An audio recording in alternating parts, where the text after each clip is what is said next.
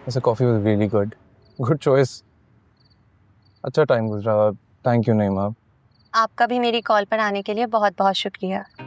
उम्मीद है अब आप अपने घर के हालात पर नजर रखेंगे और सच और झूठ को परखने के बाद ही कोई फैसला करेंगे। वैसे तुम्हें पता है, मैं हमेशा ये सोचता था कि तुम आनिया के खिलाफ सोचती हो, लेकिन तुम्हारी बातों से तो बस मेरे दिल में आए शक कम ही हुए हैं। मैं आप ही को बहुत अच्छे से जानती हूँ। वो कभी भी इंसानियत से गिरी हुई कोई चीज नहीं कर सकती, फिर चाहे लाख आपसे उनके इख्तलाफात हो।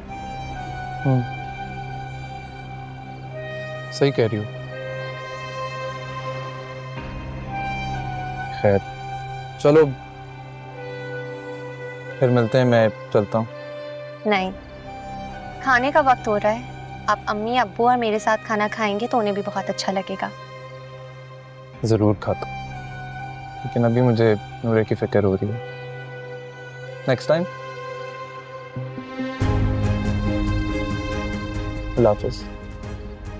अल्लाह हाफ़िज़।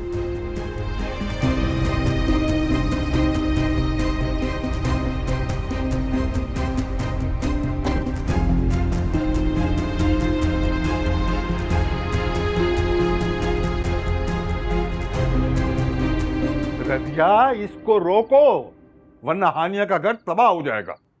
आपकी गलत फहमी है अब्बू कि आप ही अपने घर में आबाद है, सुख में है। आप ही की सास उसकी जानी दुश्मन बन गई है। घटिया इल्जाम लगा रही है कि आप ही ने नूरे को जहर देकर मारने की कोशिश की है। मैं मर गई, वो तो हमेशा से खिलाफ थी उसकी। आप ही का घर बचाने के लिए मैंने जीरक भाई को समझाया कि आप ही कभी ऐसी घटिया हरकत नहीं कर सकती, वरना जीरक भाई तो बहुत गुस्से में थे। मैंने उनको समझाया है। अरे तो गुस्से में था तो चला क्यों गया? अंदर घर में क्यों नहीं आया? भाई उसे यहाँ आना चाहिए था, हमसे मिलना चाहिए था। आखिर हम भी उसके ससुर सास हैं। अपना रिश्ता भूल जाएं, बस दुआ करें आंटी के इरादों को शिकस्त हो।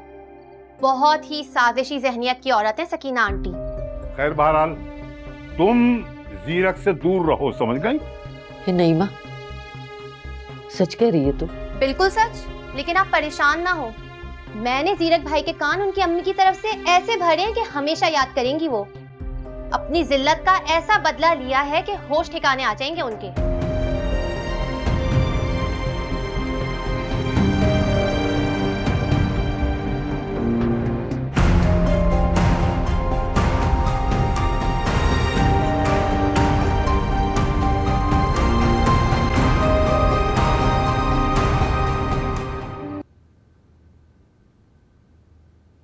ज़रियाब, तुम्हारी स्कूल की डायरी में जितना भी होमवर्क दिया हुआ है उसमें से तो कुछ भी मुकम्मल नहीं है तुम्हारी इन कॉपियों में।